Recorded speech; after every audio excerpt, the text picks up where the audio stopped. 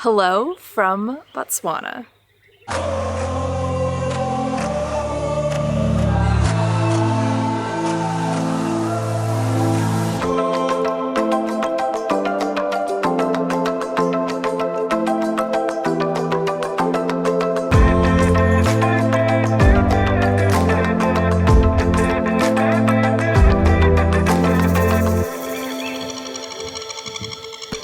I've made it to Botswana, and I'm ready for the safari of a lifetime. Botswana sits in the center of southern Africa, and it wasn't really on my radar until a couple years ago when I visited Namibia and South Africa. I made videos for both of those trips. I'll link them down below if you haven't seen them yet. While I was in Namibia and South Africa, I asked my safari guides, where is the best place in Africa for a safari? And both of them, without hesitation, said Botswana. So I knew I had to get here, and I'm so excited to have finally made it. I'm gonna be spending about 10 days traveling through the country, and there's so much exciting stuff planned. My first stop here in Botswana is Makgadikgadi Pan's National Park. I'm staying at Leroux Letao Lodge, which is perched on the Bateti River, which borders the park. This lodge has 12 chalets overlooking the river, and my jaw dropped when I saw the view from my balcony.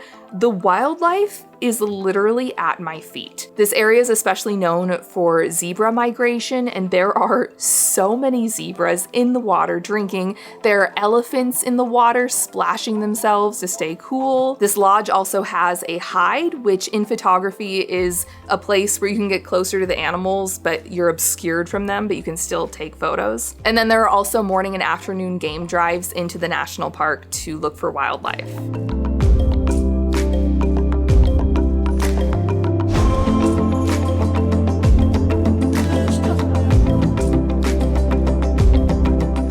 Makgadikgadi Pan's National Park isn't just a wildlife destination, it also has some of the world's largest salt pans, covering an area of over 16,000 square kilometers. And recent studies have suggested that modern Homo sapiens may have first evolved in this region around 200,000 years ago, back when it was a wetland. A really cool experience this lodge offers is a sleep out under the stars on the Makgadikgadi salt pans. This afternoon, I got in a helicopter and flew out here. It was so scenic. It was about 30 minutes, and we've arrived at one of the world's largest salt flats, and this is where I'm sleeping tonight. So this is my bed. Inside there's a duvet and pillows, so it should be very cozy. The lodge has a camp set up out here complete with everything you would need. A chef that cooks meals, chairs to sit and watch the sunset, lanterns, as well as a bathroom that has one of those foot pedal flush toilets like you see in RVs. So it's actually really comfortable for a night of camping. And because the earth is so flat here, the sunset and sunrise on the horizon is really amazing to watch. Well, this is one of the most unique experiences I've ever had. I can't remember the last time I slept under like open night sky, like not in a tent, but just open under the stars. And I was skeptical about how I was going to sleep because it gets really cold here at night. But they gave me a hot water bottle to put in the bed that made it really toasty warm, and the fresh air on my face felt so good. Such a cool experience.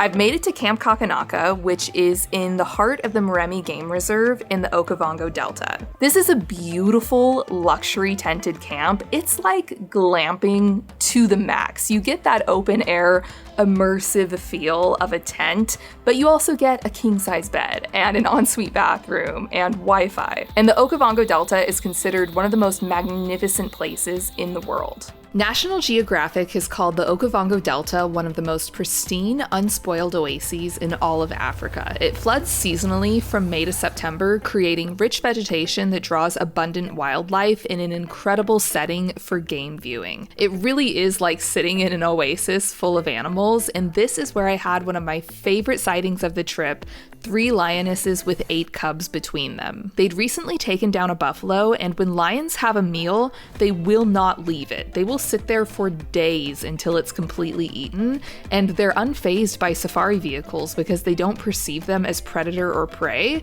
They're actually completely uninterested in them. So my guide and I visited these cubs several times over the course of a few days, always in this same spot, sitting with them for a couple hours at a time, and it was such a treat to just sit and watch them. So often on safari, when you get an exciting viewing like cubs, it's relatively brief because animals are often on the go, so to have hours to sit and take photos and listen to their noisy little growls was so special.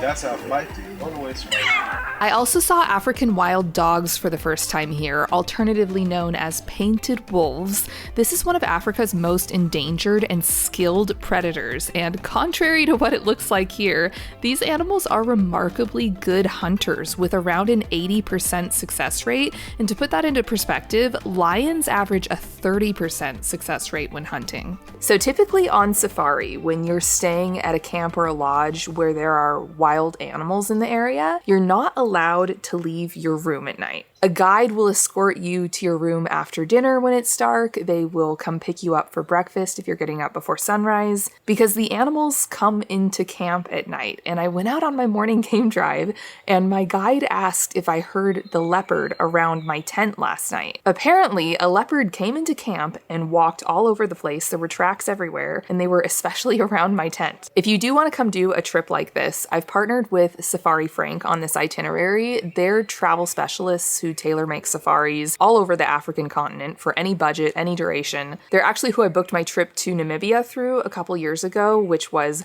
phenomenal. I still get messages every single day about that trip and itinerary. And we've collaborated on this trip. So there's a page that I will link down below that will have the exact itinerary I'm doing here. If you want to come do this, if you want to kind of come do this, but swap out a couple things or make it shorter or longer, or if you want to do something completely different in a different country, safaris are entirely customizable and they will build something incredible. I live for the daily schedule on safari. Lodges typically offer a morning and an afternoon game viewing activity, inclusive with your stay, so you're usually up and out first thing around sunrise, because sunrise and sunset are when animals are most active. So you bundle up in the morning, eat a quick breakfast at the lodge, and head out. And the guides are incredible. They can pick out fresh tracks in the road from overnight. They know exactly which animal it was, how long ago it was there, and determine where they are headed. So you spend the morning searching for animals. You usually stop somewhere in there for a little morning coffee, tea, snack break, then head back to the lodge in the late morning to relax, refresh, have some lunch. Then in the late afternoon, you head back out to do the same thing again until sunset. And everything is optional, so if you prefer to relax at the lodge instead, that's fine too. After my time at the Moremi Game Reserve, I headed back to the airstrip, and after waiting for some local traffic to clear, I hopped back on a plane and flew across the Okavango Delta. One of the coolest parts of this trip was the flight seeing. Hopping around this region in a little plane gives you incredible views and also makes transferring between places really enjoyable compared to long, bumpy car transfers.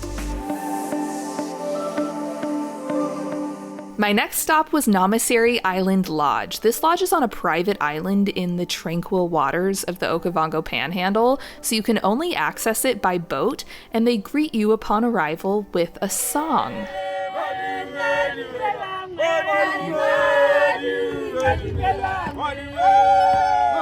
The activities here are more focused on boat experiences and relaxation, although you do still see some river wildlife. The water is like glass. I went out for a sunset boat ride, and it was like gliding on a mirror. And they also offer traditional Mokoro experiences, where you sit in a boat like a canoe, and a polar pushes the boat through shallow waters.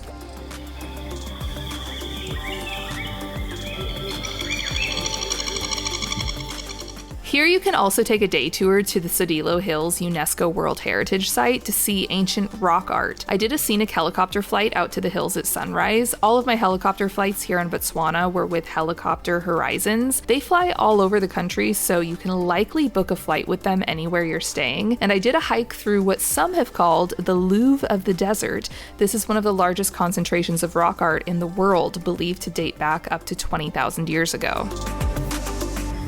After Namasiri, I flew to my final stop in Botswana, Chobe National Park, which is known for having some of the largest elephant herds on the planet. Here I got to do both game drives in the park and boat cruises down the river. The boat cruises are a must because the riverside game viewing is incredible. There are an estimated 120,000 elephants in Chobe National Park, and they all come down to the river to drink, so the viewing opportunities are endless. And from a photography perspective, it was really neat to be out on the water shooting back toward land for a change. It opens up all new compositions.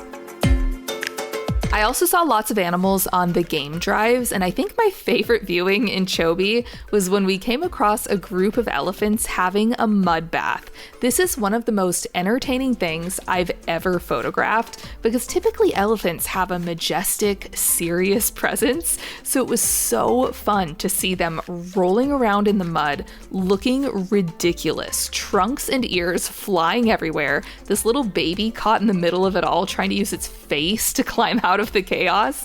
There was also one rubbing its butt on this tree, and while this seems frivolous, it's actually a very intelligent behavior. The elephants intentionally cover themselves in mud, then add a layer of dry dirt to stick to it, and the combination creates their version of sunscreen.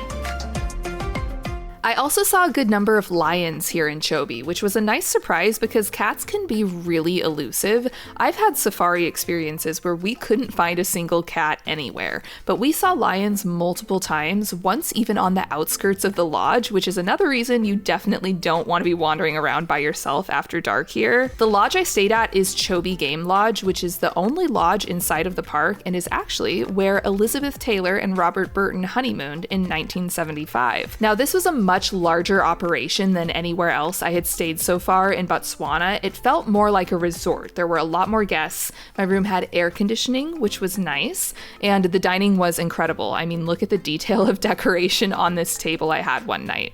Well, this is it for my time in Botswana. This trip has been so great and so varied, from the salt pans to the Okavango Delta to the river here. If you are looking to make a trip to Botswana, I highly recommend visiting during winter or the dry season. So like July, August, September, that's when the Okavango Delta floods. And now I'm going to hop across the border to Zambia, so stay tuned for that. Thanks again to Safari Frank for building such an awesome itinerary for this trip. I will have it linked down below, and I will see you in the next one.